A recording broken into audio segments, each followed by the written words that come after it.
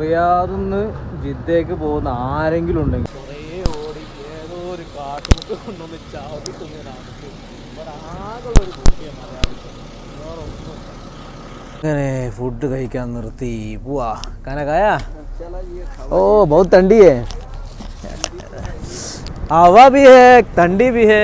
ആ ഹോട്ടൽ ഇതാ അവിടെ വേറെ ബസ്സുകളുണ്ട് കേട്ടോ. അൽഫാം ഫുള്ള് പറഞ്ഞിട്ട് ദേ ഇരിക്കണ ഇരുത്താണത്. വെറും അൽഫാമും റൈസും.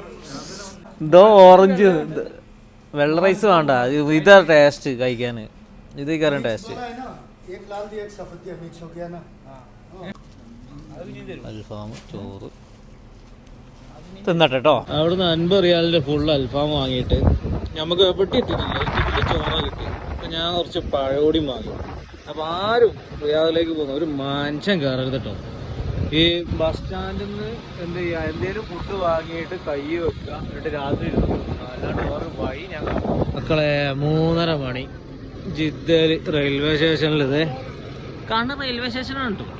റെയിൽവേ സ്റ്റേഷനിലേക്കുള്ള വഴിയാണ് ഈ കാണുന്നത്. എനിക്ക് എന്തിനാ അങ്ങോട്ട് വന്ന്? ഞാൻ എന്തിനാ ഇറങ്ങിയെന്ന് പോലും കമ്പനിക്ക് തന്നെ അറിയില്ല. ബസ് സ്റ്റോപ്പിൽ ഇരിക്കുന്നുണ്ട്. ബാഗൊക്കെ അവിടെ വെച്ചാണ്.